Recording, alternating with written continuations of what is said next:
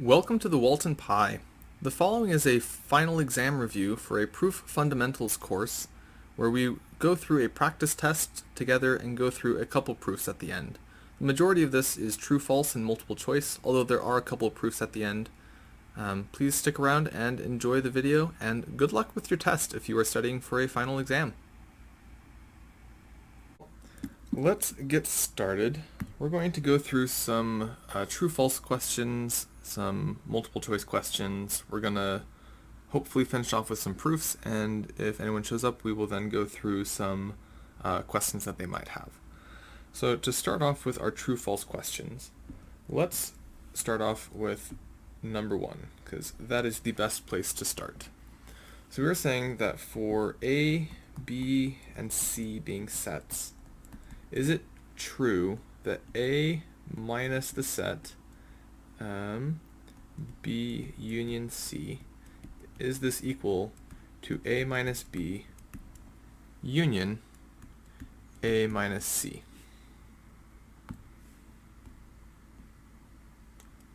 There we go. Is this going to be true or false?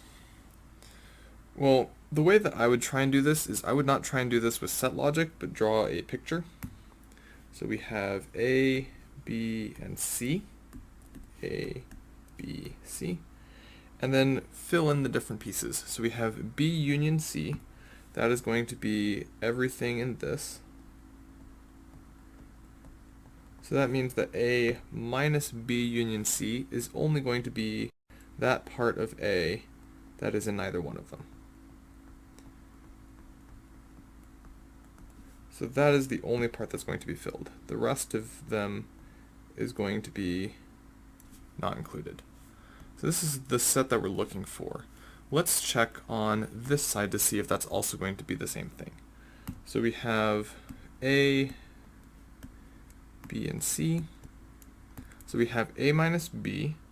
So everything in A that's not in B. So that's going to be this set. Everything in A not in B, unioned with everything in A not in C. So that is going to be unioned with all of this stuff. And so if we look at the union of those, that is going to be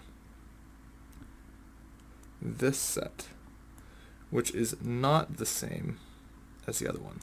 It would be if we had written intersection. So if we had seen the intersection of the two, then this would have been true. So as this is written, this is false. Instead, we would be able to say that A minus B union C, this is equal to A minus B intersect A minus C. So this first one is starting off as false. If we look at the second one, this is going to be saying that P implies Q is logically equivalent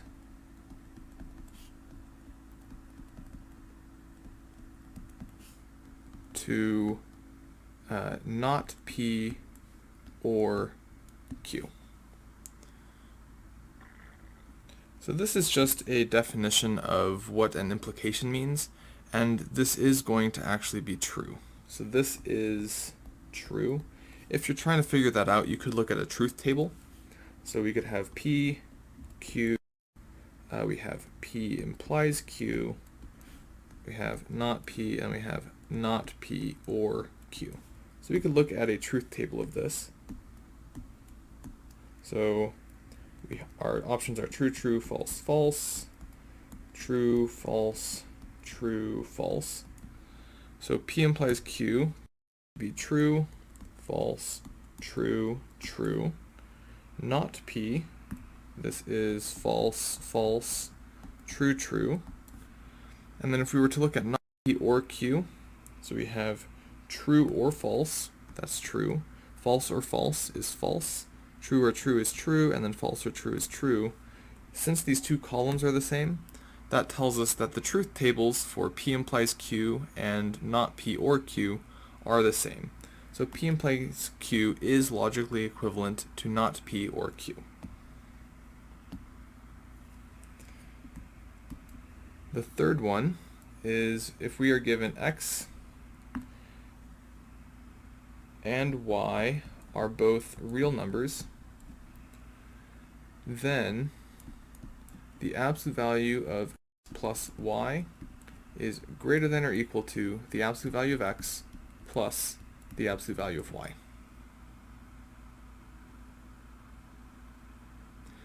So this one is false. We can have a pretty straightforward counterexample. We could have negative 2 plus 2 is equal to 0, which is not greater than or equal to absolute value of negative 2 plus the absolute value of 2, because that is 4. This is actually the opposite of the triangle inequality. So absolute value of x plus y is less than or equal to absolute value of x plus the absolute value of y. So this is the actual true statement, but as this is written, that is false. Okay, let's look at some negations. So we are looking at the negation, or I guess we could just go through the process of negating this. So negate, there exist irrational numbers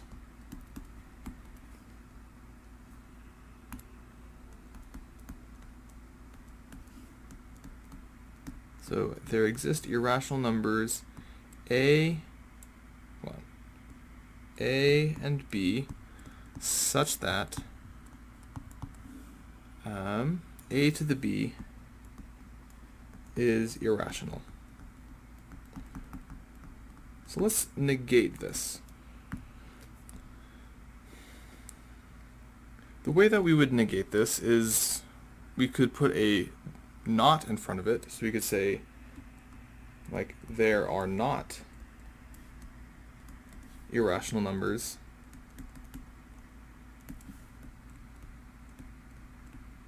a and b such that a to the b is irrational. So that would be one way to write the negation, but we could actually simplify this a little bit. So there are not irrational numbers where a to the b is irrational. Well, irrational, that means not rational. So we really have two negations in here. So what we could do is we could write this as all, or like for, not necessarily all, but like for all irrational numbers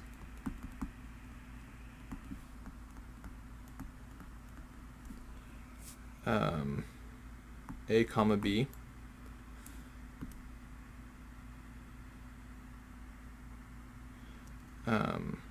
so for all irrational numbers a comma b, a to the b is rational. That would be how we would write the negation of the statement as I wrote it. However, I just realized that I wrote down the problem incorrectly according to how it was on the practice problem. So it was, there exist irrational numbers a comma b such that a to the b is rational. So that means that we need to write that. And so what we could do is with this is change it like that.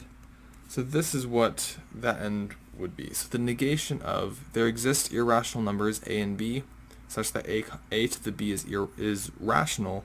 The negation of that is for all irrational numbers a and b, a to the b is irrational. That would be the negation of this statement.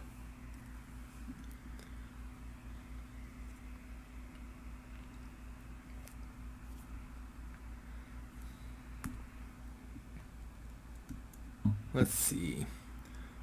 So we have R is an equivalence relation.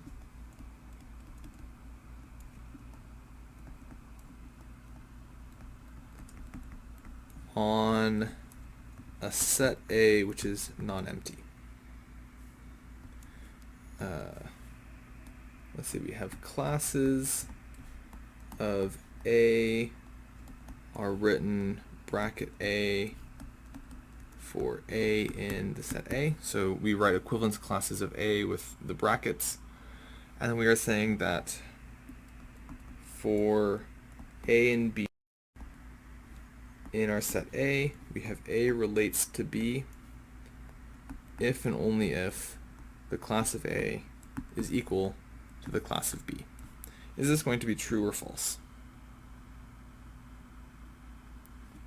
So this one is going to be true. This is what it means for classes, like using the definition of classes. So we have the class of A. This is the set of elements in A such that, come on, draw. So it's the set of elements in A where A relates to X. And then since equivalence relations have the symmetric property, that means that X would also relate to A. And so that means that A and B both have to be in the same class in order for them to relate to each other. Let's look at the next one. Let's see, so we have A is again a non-empty set, and we have F defined from A to A is surjective. Then F is injective.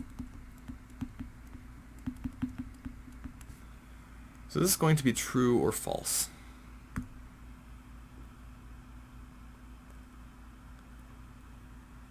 As this is written, this is false. If we had added the condition where the cardinality of A was finite, then it would be true. But as it stands, this leaves the possibility of A being an infinite set. So an example of a function that is surjective but not injective would be F defined from the, let's go from the natural numbers to the natural numbers, where F of n is equal to the ceiling of n over 2. So this is just saying divide the number by 2 and then round up. So we would have like F of 1 is the ceiling of 1/2, which is equal to 1. F of 2 is the ceiling of 2/2, or the ceiling of 1, which is equal to 1. And so right here we see, okay, definitely not going to be injective because we have two inputs that give the same output. But then if we continue this pattern, we can look at what F of 3 is. That's the ceiling of 3/2, which is going to be equal to 2. And so it is going to go through and map to every single natural number. So this function is surjective but not injective. That implication only holds if we are dealing with finite cardinalities of sets.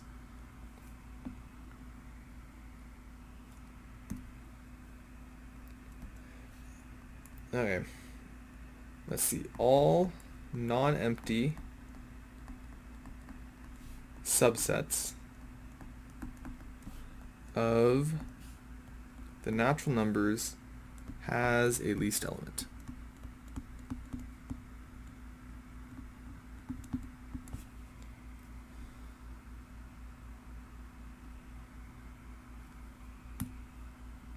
So this is going to be true.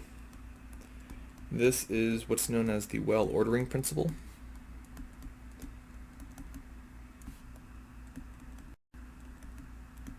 And so this is going to be true. Any non-empty subset of the natural numbers has a least element. Let's see. So we have S is uncountable.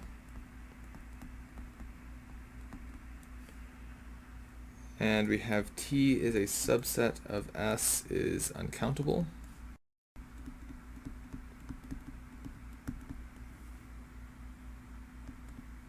Then cardinality of T is equal to the cardinality of S.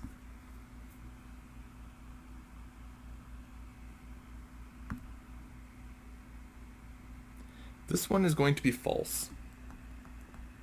There are different sizes of uncountable. All that uncountable says is they are larger than the integers. So this one is going to be false because we could have several different orders of sets. So for example, maybe S is the set of the real numbers that is larger than the real numbers, and maybe we have, so S is the power set of the real numbers unioned with the real numbers. This is going to be much larger than the real numbers, and maybe T is equal to the real numbers.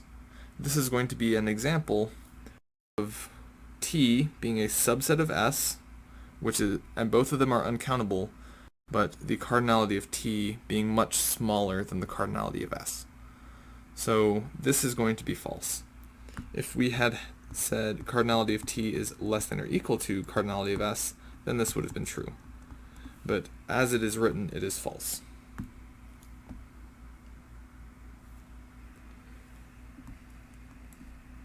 Let's see, the GCD of 1357 and 1633 is between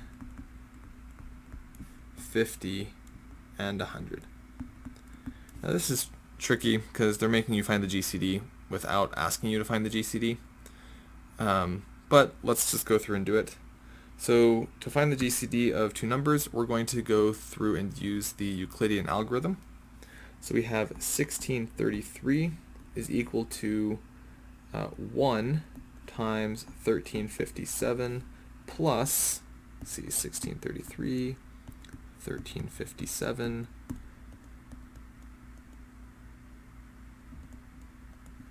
six, 7, 2, 276. We got 1357 equals something times 276 plus something. Let's see, I'm going to guess we can get 6 of the 276's in. So times 6, we got 36, 42 plus 3 is 45. 6 times 2 is 12, plus 4 is 16, 56. That is too big, but it does mean that we're only going to be getting 5 of them in. So let's see, 5 times 276.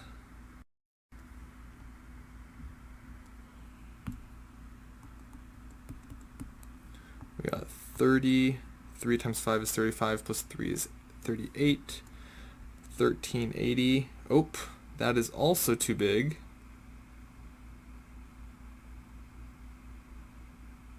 Right, did I do that right? 35, 38, 3, 10, 1380. That is also too big, so it's not 5 either, it's 4. Just 4 of them.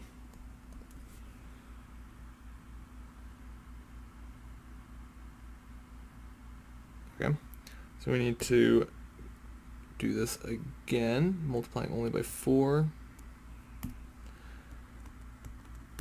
Let's see, we got 24, 4 times 7 is 28, plus 2 is 30, 4 times 2 is 8, plus 3 is 11, so we got 1104. So 1357 minus 1104, 352, 253. And just continuing the GCD Euclidean algorithm, we're going to get 276 is equal to 1 times 253. Let's see, I can do this one in my head. This one is 23. So then 253 equals something times 23. I'm going to guess it's just going to be 9. Let's see, so 23 times 9, 27, 18 plus 2 is 20, so 207.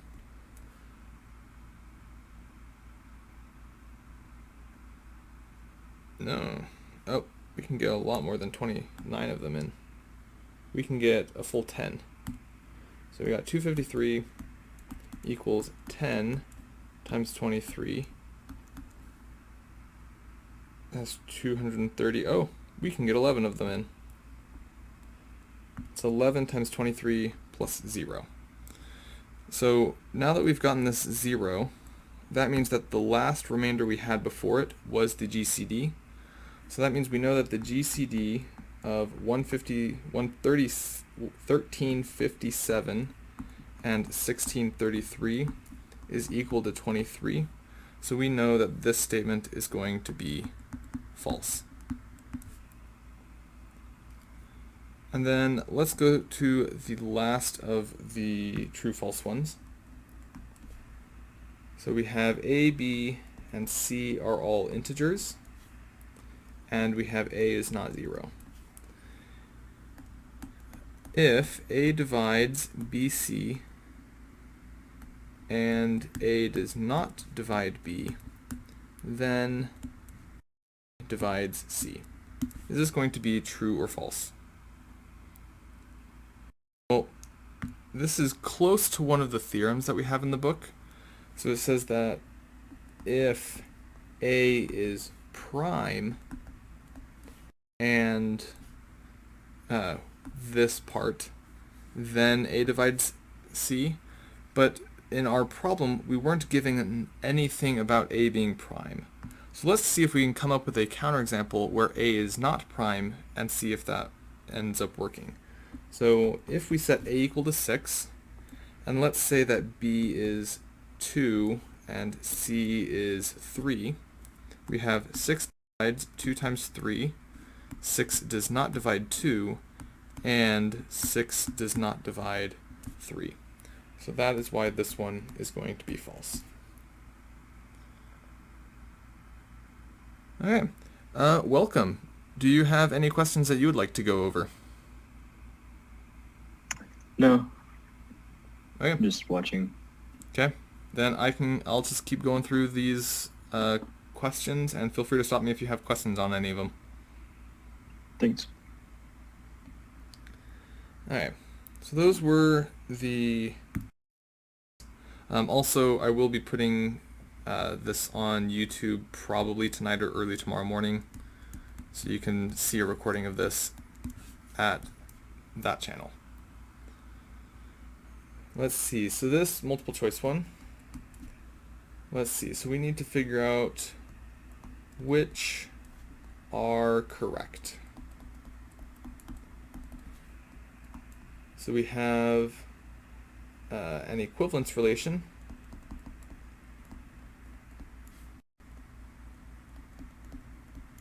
Is a relation on a non-empty set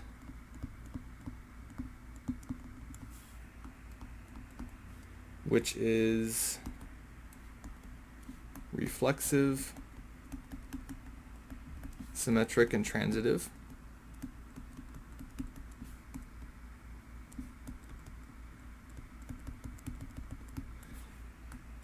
We have a function f defined from A to B is injective if for every A1 and A2 in A, f of A1 not equaling f of A2 implies that A1 is not equal to A2.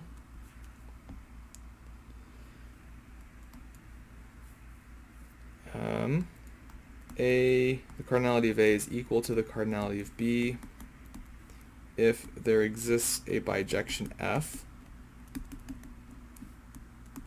from A to B. We have a partition of a set A is a collection of non-empty pairwise disjoint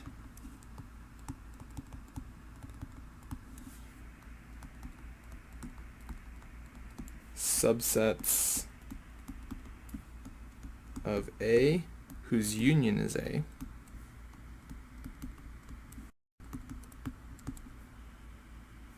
or E, two integers A and B are relatively prime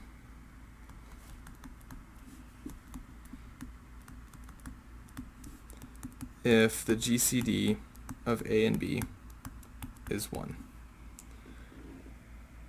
Well, if we just go through each of these one at a time, let's check to see if these match the definitions for the individual terms. So an equivalence relation is a relation on a non-empty set, so that's good, that means that there are elements, which is reflexive, symmetric, and transitive. Well, these are the three requirements for something to be an equivalence relation, and then we have a non-empty set, so this makes it so that A is going to be correct. B is close to what we normally use for injective. We normally start by saying that if f of A1 equals f of A2, we then try and show that A1 equals A2. But what we have here is we are just showing that if f of A1 is not equal to f of A2, then A1 is not equal to A2. This actually is showing that this function, f, is well defined. So this is actually a proof that it is well defined. So B is not correct. If the implication had gone the other way, so instead of this direction, it had gone that direction of an implication, then this would have been true. But as it stands, this is not a valid definition of injective. C is going to be correct. That is how we show that two sets have the same cardinality. D is the definition of a partition, and then E is also the definition of relatively prime. So the only one of these five that is not correct is B. Hey, Michael, I have a quick question. Yes. Is this practice test available anywhere so I can follow along? I don't know. Let's see. I think it was sent to your professor by the head tutor, but I don't have a way of being able to get it to you. Okay, no worries. Thanks. Sorry. Okay, let's...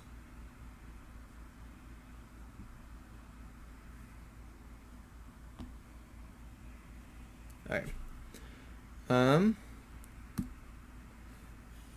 Number 12, how would we go about proving P implies Q or R? So we want to know the best way to go about proving this statement. So we could assume P and Q,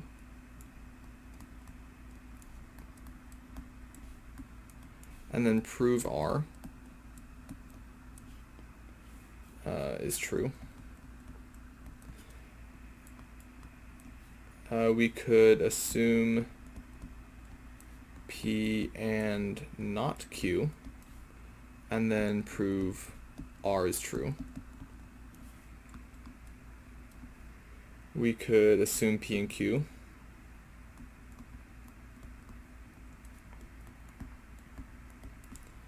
and prove R is false. We could assume not Q or not R and prove not P.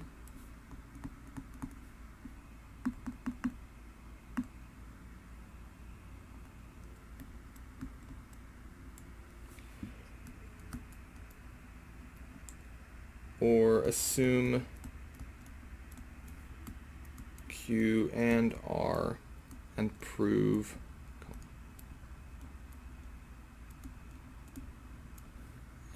P is true. So if we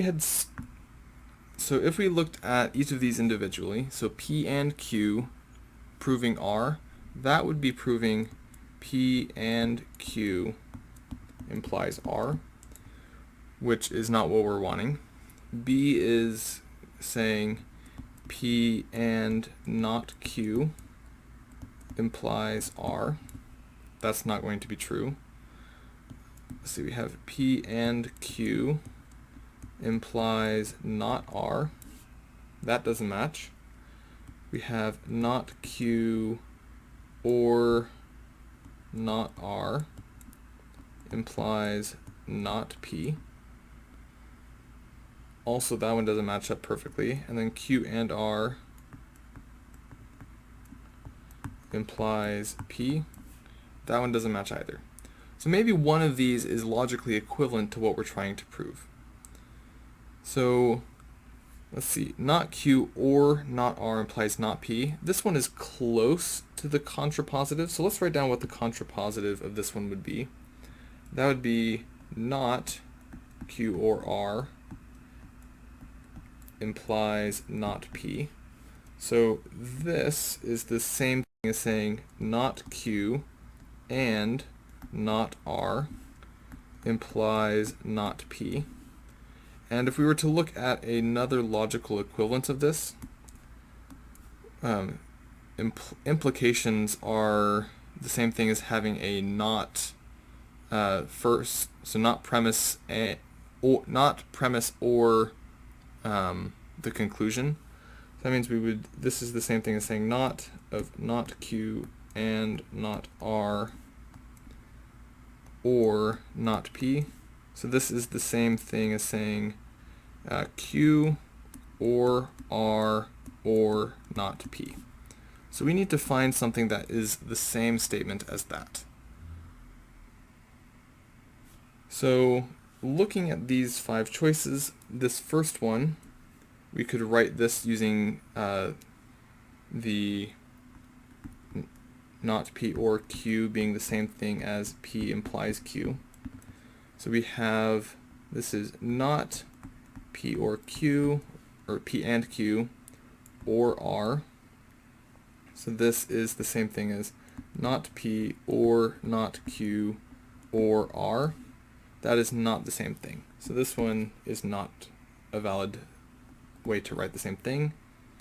So this one is not P and not Q or R. This is not P or not Q, so or Q or R.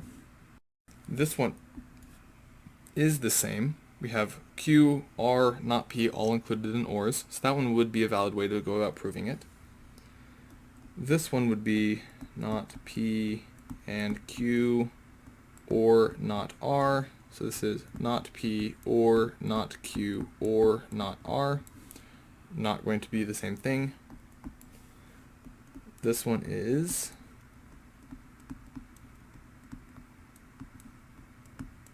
let's see, so we got a not P, we got an or Q and R, so that one doesn't work. And then this one is the same thing as saying,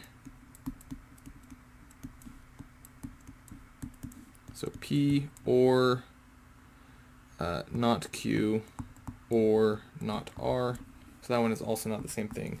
So the only one of these that is the same is B. Assuming P and not Q, then showing R. That would be how we would be able to prove P implies Q or R.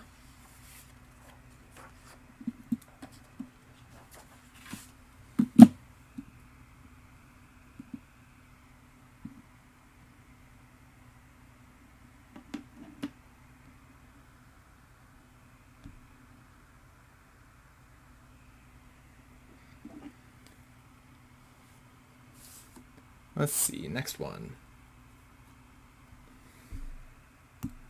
We want the contrapositive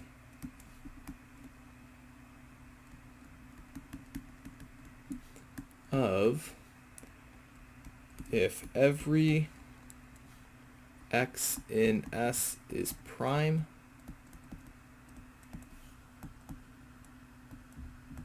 then every x in S is odd. Well, the contrapositive is the negation going backwards, so we are saying that P implies Q gets turned into not Q implies not p. So the contrapositive of this is going to be the negation of this. So not every x in S is odd. So that would be there exists an x in S where x is even.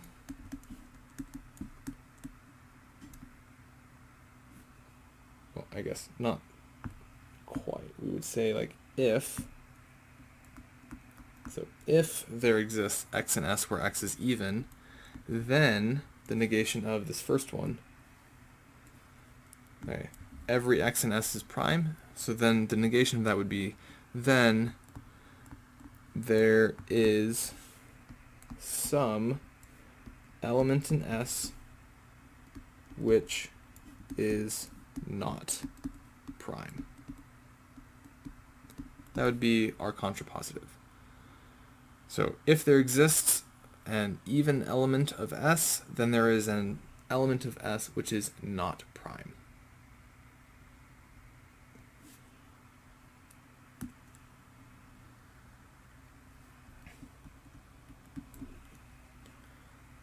Let's see, our next one, we want to know which are true.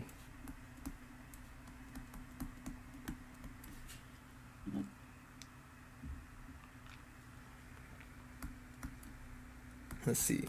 So we have x is an integer. If 4x plus 7 is odd, then x is even.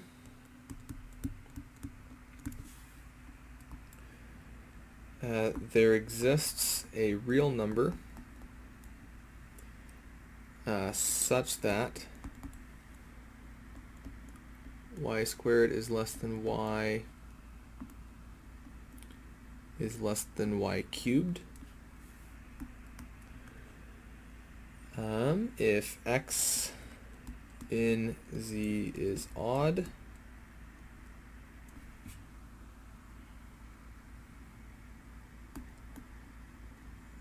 then x squared plus x is even.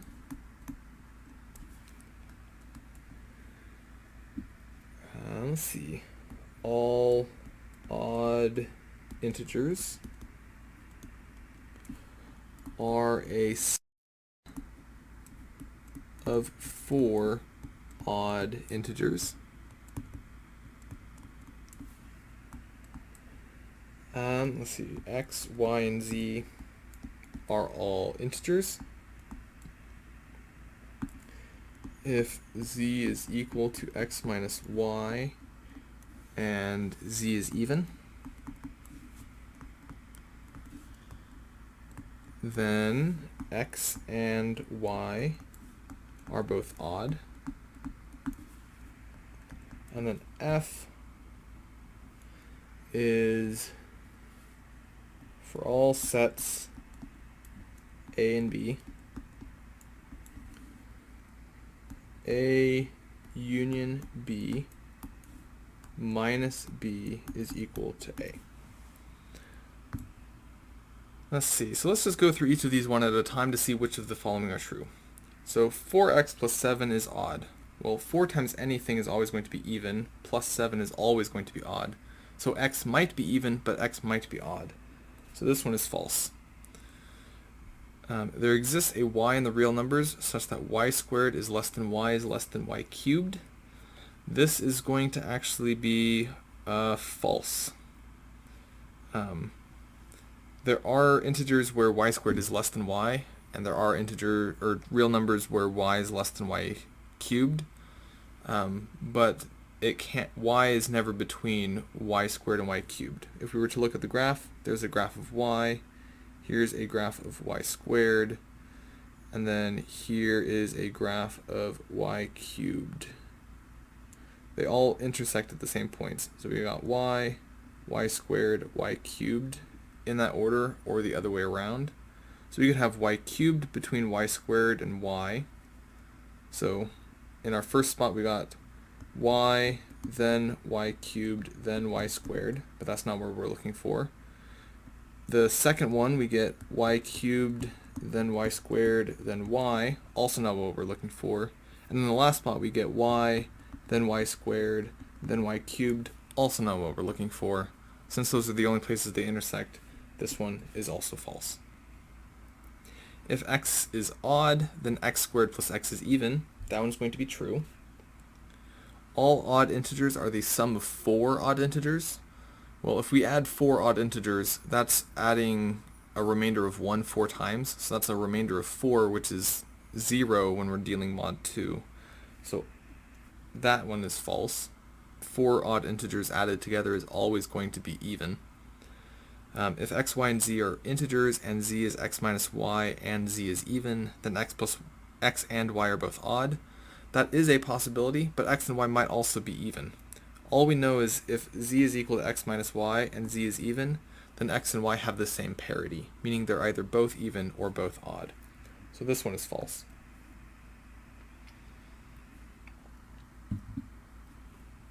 And then for this last one, we can look at a Venn diagram. So A union B minus B. A union B is both of them, minus B. That is just this space, and that is not equal to A. So that one is false.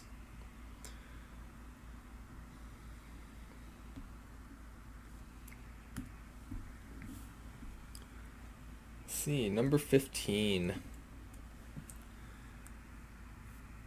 Which are not equivalence relations?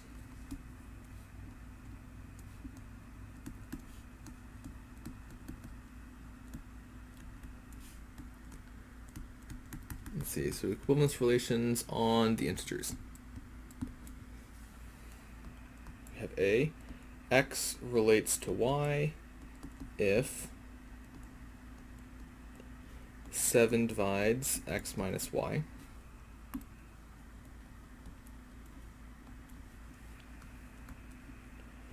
We got x relates to y if 6 divides x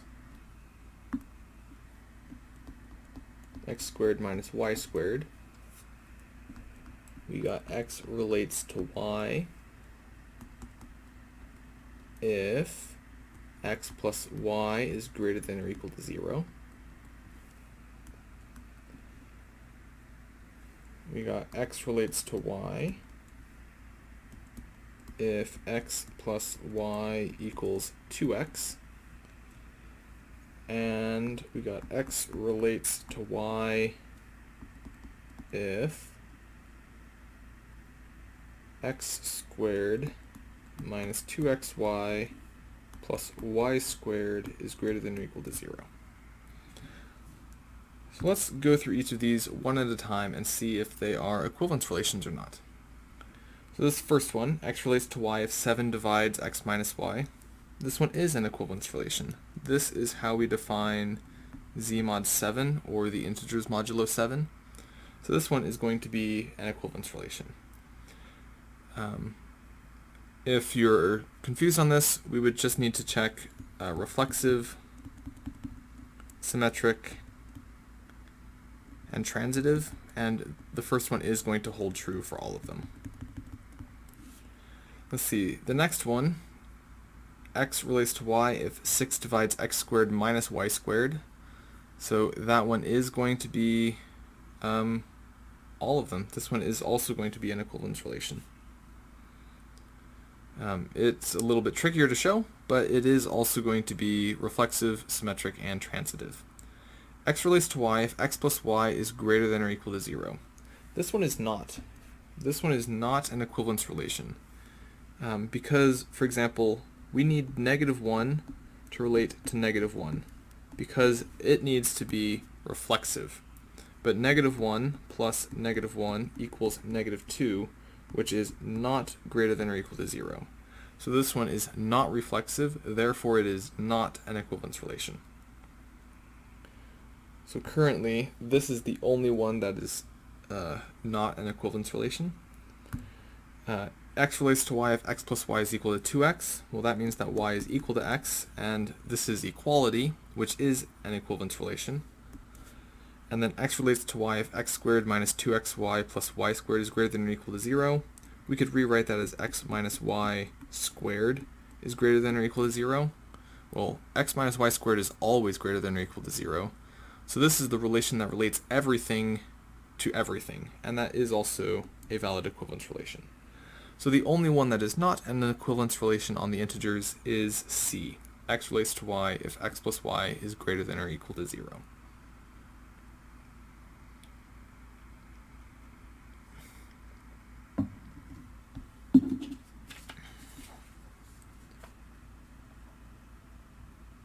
Let's see. We got this next one.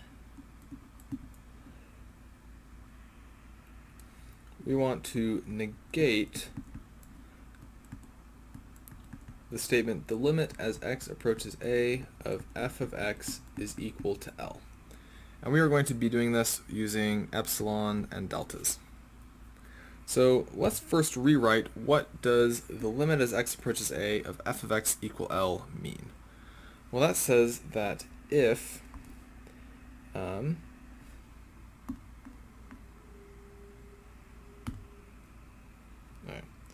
so that says that for any epsilon greater than 0, there exists a delta such that if 0 is less than the absolute value of x minus a is less than delta, then the absolute value of f of x minus L is less than epsilon. That is what it means for the limit as x approaches a of f of x equals L. That is what that means. So we now need to negate this. So the negation of that would say, well, negating for all epsilon, the negation would be there exists an epsilon greater than 0, comma, the negation of there exists is for all, so there exists an epsilon greater than 0 such that for all deltas greater than 0, if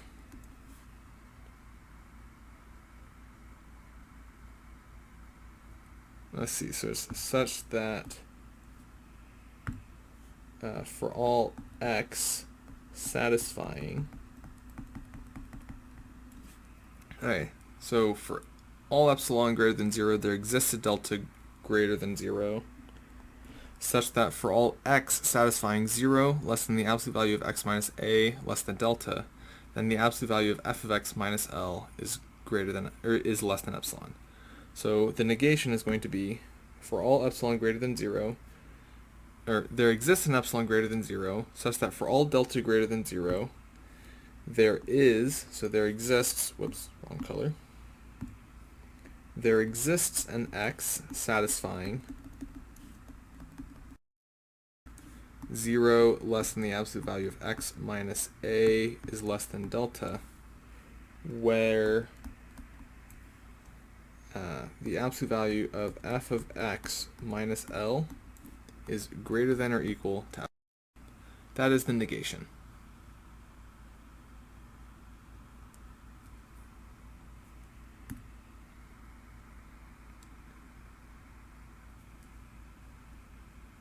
Let's see, let's move on to the next one.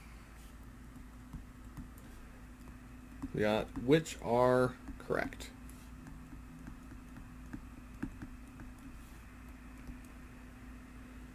Let's see, we got a prime are integers whose only divisors are itself and 1.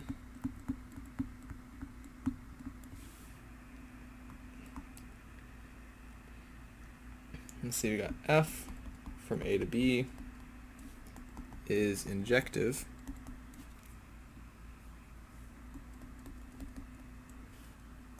if all elements of A map to exactly one element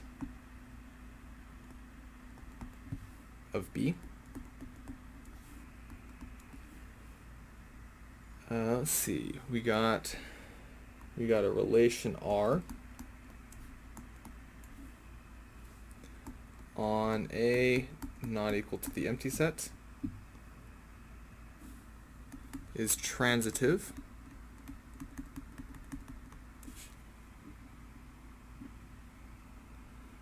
if for A, B, and C in A relates to B and B relates to C implies C relates to A.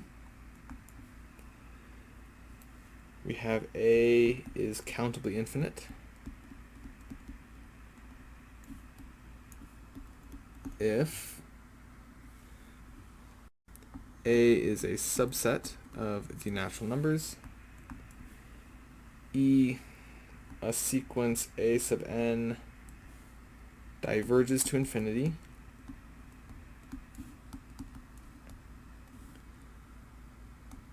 if it does not converge to a finite limit.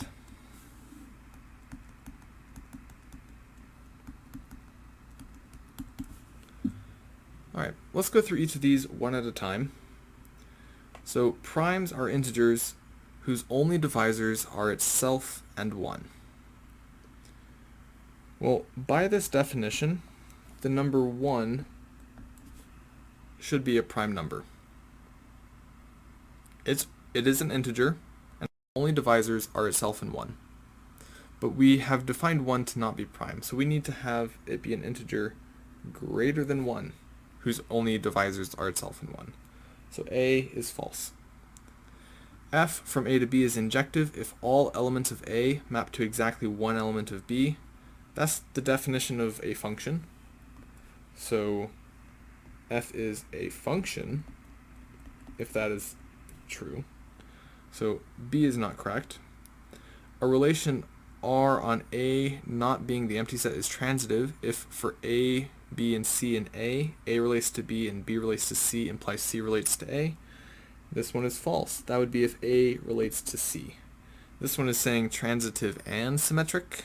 That would be the condition for C. So this one is not going to be transitive.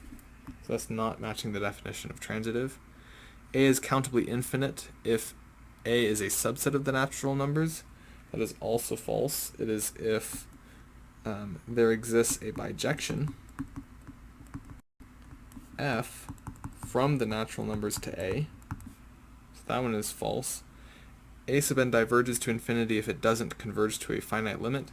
That one is also false. We could have the sequence 0, 1, 0, 1, 0, 1, and it just keeps repeating that way. This doesn't diverge to infinity. It just doesn't converge to a finite limit. So none of these are correct.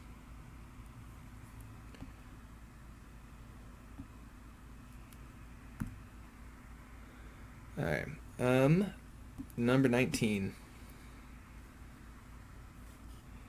A is a non-empty set, and R is an equivalence relation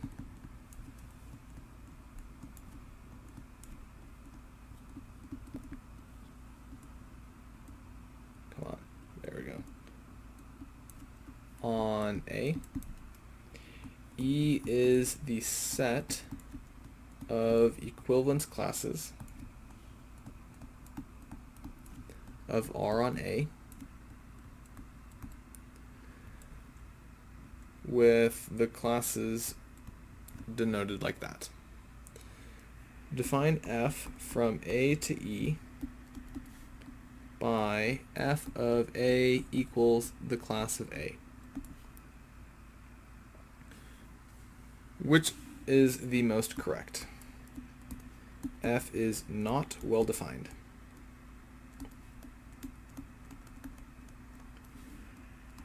F is injective. F is surjective.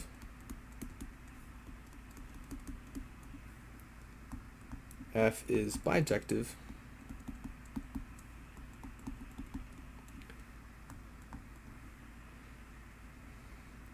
F is just a function. Well, let's go through these one at a time to figure out which of the following it's going to actually be. So f is not well defined. Well, to show it's well defined, that just means that we have to put the same input and get the same output every time. Well, our inputs are elements of A, so if A equals B, then the class of A is equal to the class of B because A was B by itself. So this one is going to be well defined. So it is well defined, which means it is a function. The question is it just a function? So if it is any of these three, it is not going to be E. Well, is f injective? Well, there might be more than one element in an equivalence class. So there might be more than one element in A that maps to E. So it is not going to be injective, which means it is also not going to be bijective. Now, surjective, is it possible to hit every single equivalence class? Yes. If we are trying to hit the class of B, this is equal to just f of B. So this is going to be surjective. So f is a surjective function. All right, let's start doing a couple proofs.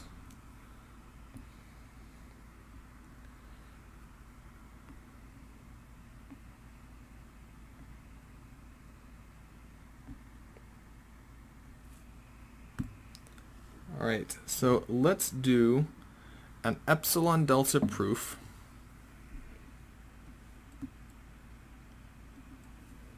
We're doing epsilon delta proof that the limit as x goes to 1 of 3x plus 5 is equal to 8. So let's start with our scratch work. So we are going to start by looking at absolute value of f of x minus L, and we want this to be less than epsilon. Well, f of x minus L, that's 3x plus 5 minus 8. So that's absolute value of 3x minus 3. And our goal is to get something in terms of x minus 1s. Well, this is equal to 3 times absolute value of x minus 1. So that means that epsilon over 3 is greater than absolute value of x minus 1. This is what we want to choose for delta. So in our proof, we are going to say, for all epsilon greater than 0, let delta be equal to epsilon over 3. For all x satisfying the absolute value, or 0, less than the absolute value of x minus a, in this case 1, less than delta equals epsilon over 3, we have, so we got absolute value of x minus 1 is less than epsilon over 3, which implies that 3 times the absolute value of x minus 1 is less than epsilon, which implies that we got epsilon is greater than 3 times absolute value of x minus 1 equals absolute value of 3x minus 3 equals the absolute value of 3x plus 5 minus 8, which implies that the limit as x approaches 1 of f of x is equal to L, or in other words, the limit as x goes to 1 of 3x plus 5 is in fact equal to 8. There is our proof of this epsilon. This is our epsilon delta proof that the limit as x goes to 1 of 3x plus 5 is equal to 8. That is going to be our epsilon delta proof. Alright, let's do a couple more proofs. So we got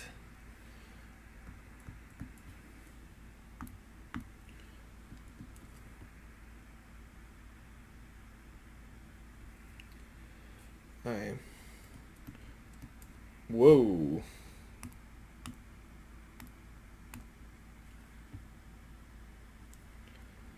We got prove if A divides B and B divides C, then A divides C for A, B, and C integers. Well, let's just start off with where we can begin. So we know that, so you know that, so we'll start by doing let A divide B and B divides C. So from A dividing B, that means we know that we can write B equals A times K for some integer K, and we can also write C as B times L for some L, also an integer. Thus we can write C is equal to A times K times L, or A times KL. And so since KL is an integer, A divides C. There's our proof for that. Not too complicated and fairly straightforward. Our next one is, let's see, so find the smallest positive integer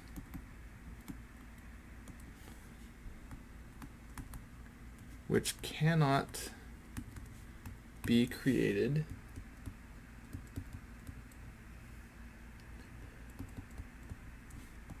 from a non-negative, that's not how you spell non-negative,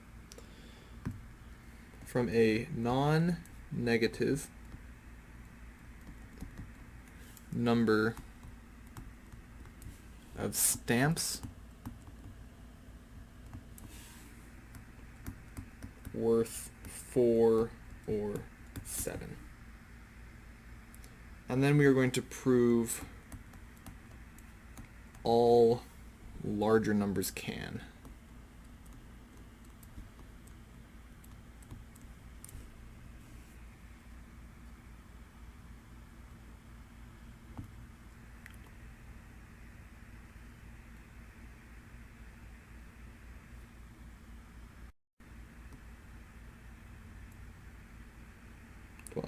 What happened? Ugh. And then we want to prove that all larger values can. And this is going to be using induction, specifically strong induction.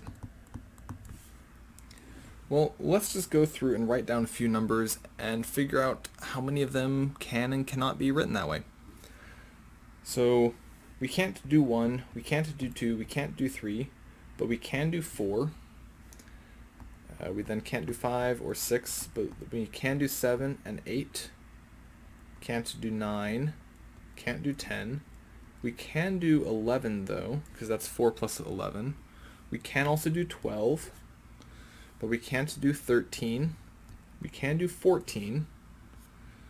Let's see, 15, that is 8 times 7, so we can do 15. We can do 16. We can't do 17. We can do 18. We can do 19. We can do 20. And we can do 21. And then from here, we can get 22 by doing 4 more than 18. We can do 23 by doing 4 more than 19. And so this is telling us that this value of 17 is the smallest one that cannot be created from a non-negative number of stamps. So we are going to now have to prove these two different pieces. So first, 17 cannot be created.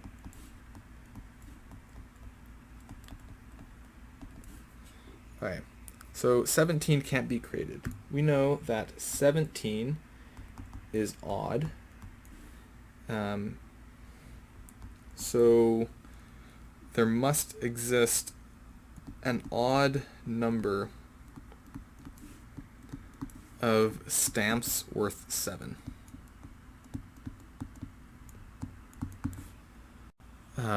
because 7 is our only odd number that can contribute, so if 17 is odd, there must be an odd number of stamps worth 7.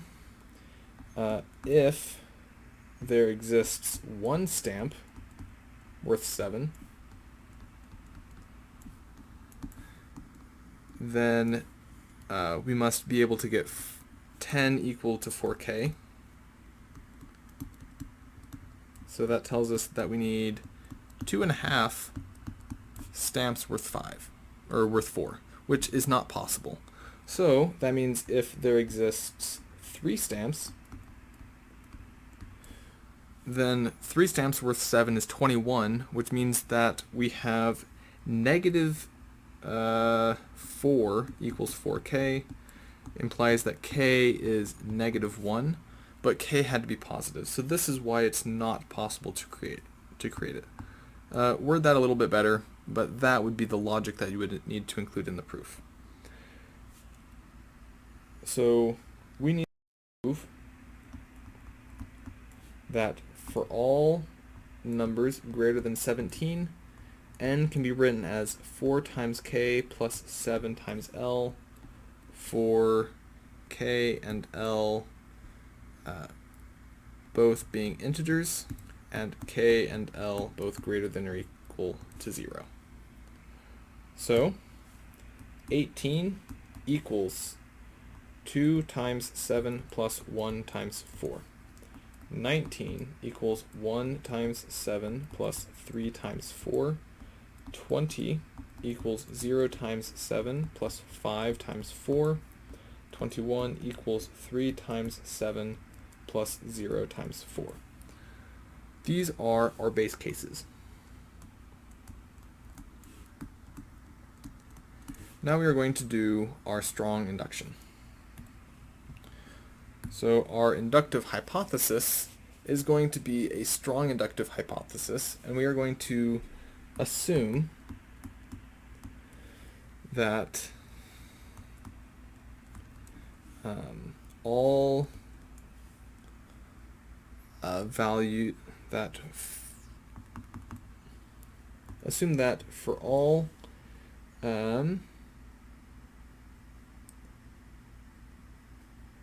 let's see, for all k where 18 is less than or equal to k is less than or equal to n. Oh, we already used k in our proof before, so not k, we're going to use m. Come on, erase. There we go. Assume that for all m in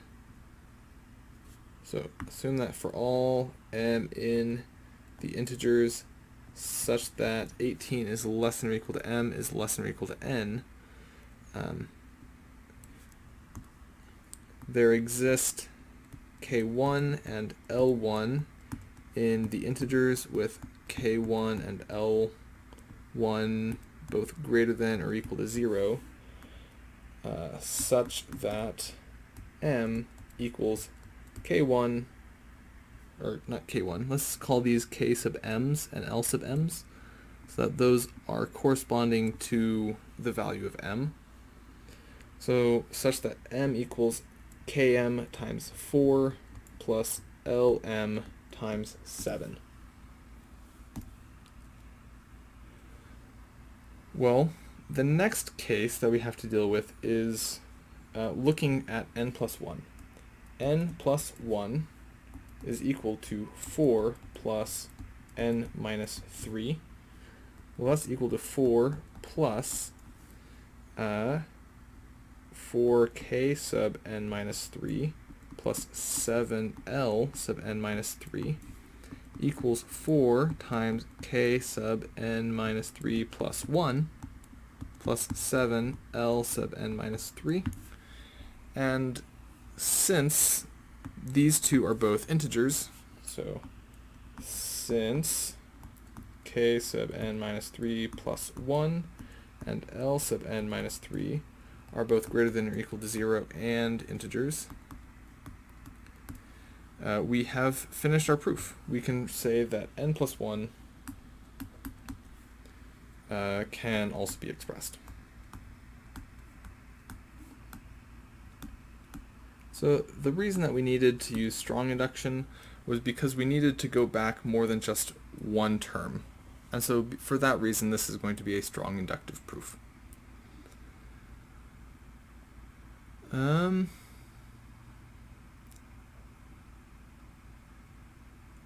Let's do one more.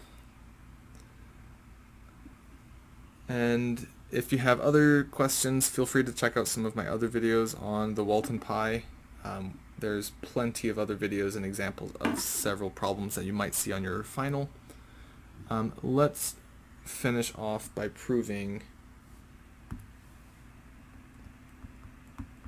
that the sum from n equals 1 to infinity of 1 over 2 to the n is equal to 1.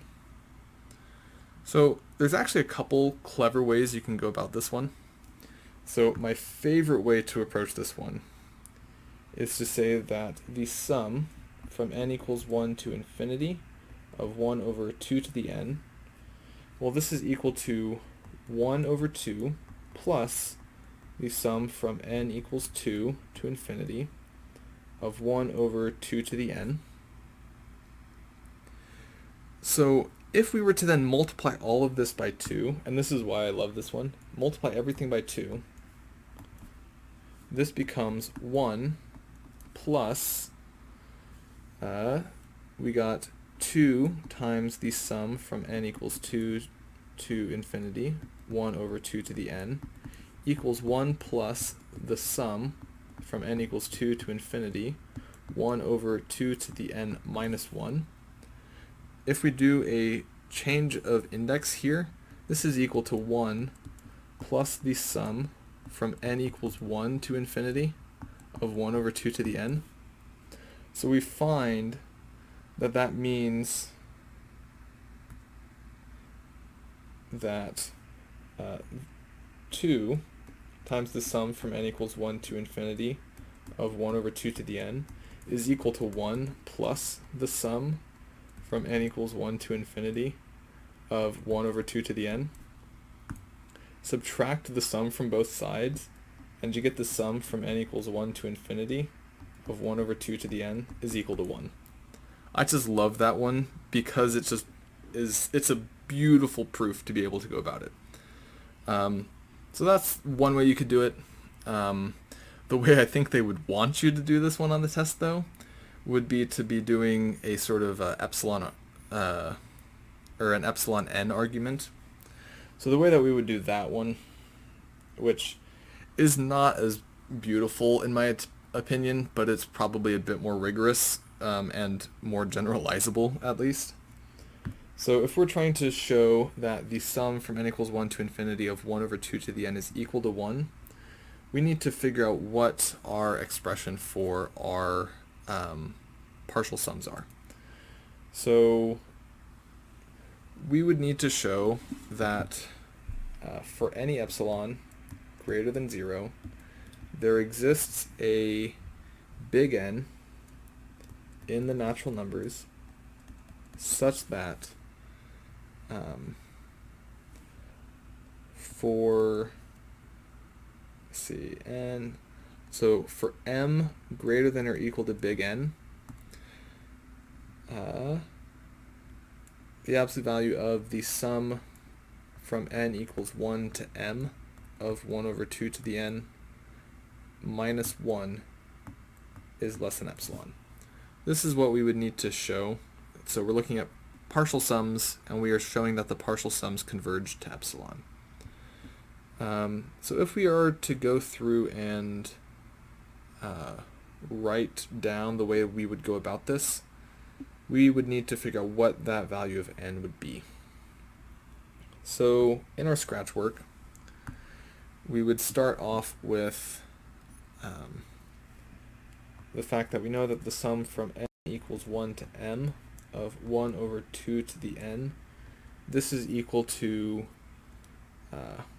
we have 1/2 plus 1/4 plus ... plus 1 over 2 to the m, which is always going to be equal to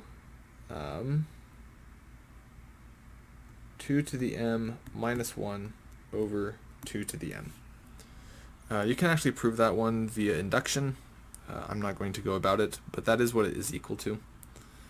And so this minus 1 is always going to be equal to, so that means absolute value of the sum from n equals 1 to m of 1 over 2 to the n minus 1. This is equal to 1 over 2 to the m. So if we want that less than epsilon, we're going to have that 1 over epsilon is less than 2 to the m. So to figure out what m is, we would take the natural log of both sides. So we'd get the natural log of 1 over epsilon is less than m times the natural log of 2. So we are going to say that m is bigger than the natural log of 1 over epsilon over the natural log of 2. So we're going to say that n is equal to the ceiling of natural log of 1 over epsilon over the natural log of 2. So that's what n is going to be, and then from here we would say for all epsilon greater than 0, let n be equal to the ceiling of the natural log of 1 over epsilon over the natural log of 2. So then for m greater than n, the sum, absolute value of the sum from n equals 1 to m of 1 over 2 to the n minus 1 is equal to the absolute value of 2 to the m minus 1 over 2 to the m minus 1 is equal to 1 over 2 to the m, which, since m is bigger than n, if we decrease the denominator, that increases the fraction. So that is less than or equal to 1 over 2 to the big N. Again, if we decrease the denominator, that increases the fraction. So this is greater than or less than or equal to 1 over 2 to the natural log of 1 over epsilon over the natural log of 2. Well, that's a fancy way of writing 1 over 2 to log base 2 of 1 over epsilon. So that is equal to 1 over epsilon, which is equal to epsilon. And so that completes the proof using epsilon n arguments. But again, I absolutely love the first way I showed you for this one because I think it is absolutely brilliant and beautiful. If you have other questions, feel free to check out some of my other videos. I have quite a few on this class. I did a test review for this class previous semester as well, so I'll attach that in the cards. And so feel free to check that out. I hope you enjoyed this video and that it was helpful for you. Please check out some of my other videos, and please like and subscribe if you have not already so I can continue to make these sorts of videos. Have a great day and good luck with the rest of your math.